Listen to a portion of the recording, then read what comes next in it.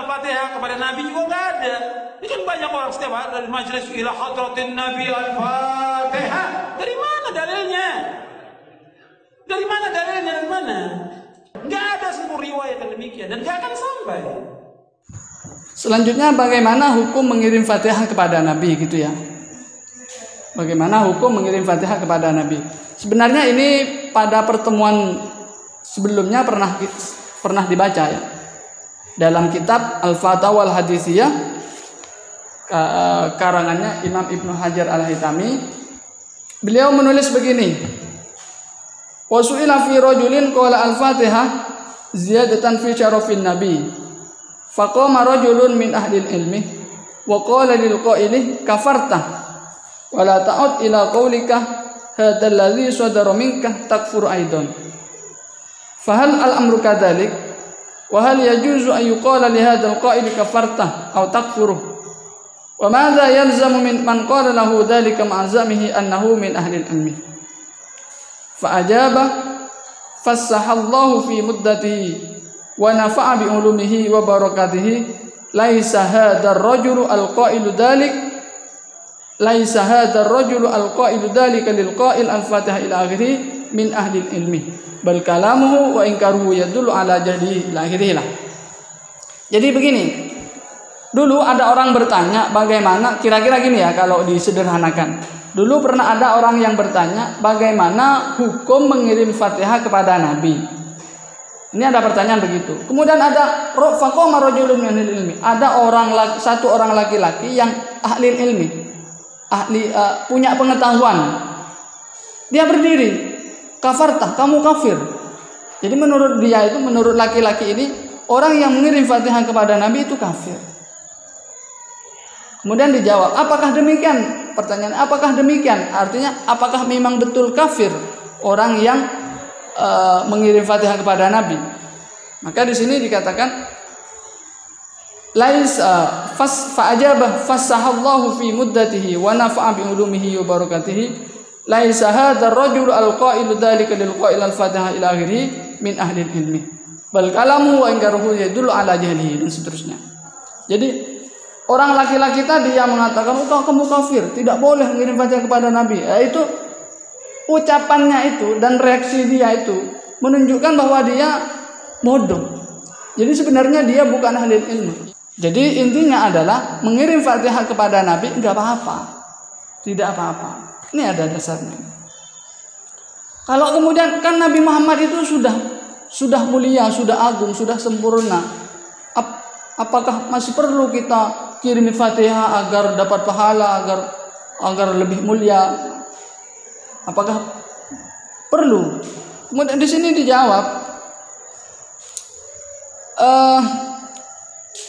annahu sallallahu alaihi wasallam wa in kana akmalul khalqi wa afdaluhum lakin la tuhsar wa la tuhsa ghayatu kamalatihi al-aliyati bal huwa daimut taraqqi fi tilkal ghayah ila akhirih.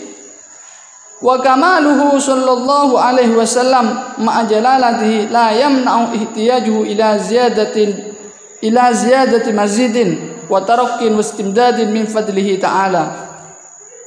Jadi kesempurnaan Rasulullah sallallahu alaihi wasallam itu tidak menutup kemungkinan bahwa kesempurnaan Rasulullah ini masih menerima tambahan. Jadi kita percaya, kita yakin bahwa Rasulullah itu adalah satu-satunya manusia atau makhluk yang paling sempurna. Makhluk yang paling sempurna. Tetapi kesempurnaan Rasulullah ini masih memungkinkan, masih menerima terhadap tambahan kesempurnaan. Karena kesempurnaan itu tidak ada batasnya. Ini. Ustadz, bagaimana hukumnya baca Al-Quran di kuburan? Nggak ada contoh. Nabi nggak pernah baca Al-Quran di kuburan. Sahabat nggak pernah baca Al-Quran di kuburan. Para tabiin nggak. Nabi suruh baca Quran di rumah dan juga di masjid. Kemudian terkait masalah membaca Al-Quran di kuburan, ini sebenarnya ada di dalam kitab Ar-Ruh. Imam Ibnu Qayyim Al-Jauziyah, muridnya Imam Ibnu Taimiyah, ini tokoh Wahabi ini ya, tokoh pentolan Wahabi dulu ini. Kalau di kita ya kira-kira seperti Imam Ghazali atau Imam Nawawi gitu ya. Jadi Imam Ibnu Taimiyah Imam Ibnu Qayyim ini menukil hadis dalam kitabnya Ar-Ruh yang bunyinya begini. Kanatil ansaru idza mata lahumul mayyit ikhtalafu ila qabrihi yaqra'una indahul Qur'an. Jadi sahabat-sahabat Ansor, kalau salah satu di antara mereka ada yang meninggal, mati, maka keluarga yang masih maka keluarga yang masih hidup itu bergantian ke kuburannya untuk baca Al-Qur'an. Ini dalam kitab Ar-Ruh karangannya Imam Ibnul Qayyim Al-Jauzi, muridnya Imam Ibnu Taimiyah, yang beliau itu merupakan tokoh panutan Wahabi. Bahkan Imam Syekh Muhammad bin Abdul Wahhab An-Najdi sendiri, pendiri madhab Wahabi, aliran Wahabi, beliau juga menukil atau meriwayatkan hadis dari Abi Hurairah berupa hadis marfu yang bunyinya begini. Man dakhala al-maqabirah summa qara'a Fatihatal kitab wa suratal wa qul huwallahu ahad wa alhaakumut takatsur summa qala inni ja'altu sawaba ma qara'tu min kalamika li ahli al-maqabiri minal mu'minina wal mu'minat kanu syufa'a alahu ila Allah Ta'ala. Jadi ini gini, artinya barang siapa yang masuk kuburan kemudian dia membaca Al-Fatihah, membaca Fatihatul Kitab, surat Fatihah, kemudian dia membaca surat Al-Ikhlas, Qulhuwallahu ahad, kemudian dia membaca Alhaakumut takatsur. Setelah dia membaca, kemudian dia berdoa, Allahumma inni ja'altu, ya Allah, saya jadikan pahala apa yang saya baca dari firman Engkau ini, ya Allah, untuk ahli kubur itu. Maka pahala bacaan surat-surat ayat Al-Quran tadi, kanu syufa'a alahu ilallahi ta'ala, akan menjadi sebab ahli kubur itu mendapatkan syafaat dari Allah Subhanahu wa ta'ala. Jadi jelas ini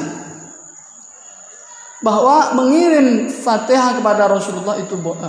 Jadi jelas ini bahwa membaca Al-Quran di kuburan itu sudah dilakukan sejak zaman sahabat.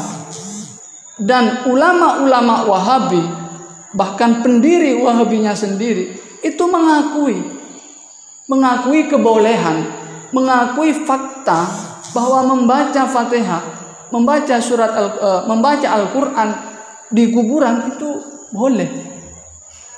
Jadi sekarang kita heran kalau ada kemudian Wahabi lokal Indonesia mengatakan baca Al-Quran tidak perlu di kuburan dan semacamnya lah. Nah, itu kemudian kita berpikir ini Wahabi apa-apa ini. Wahabi KW mungkin, Wahabi palsu. Karena Wahabi aslinya bahkan pendirinya itu sudah mengakui mengakui kebolehan membaca Al-Quran di kuburan.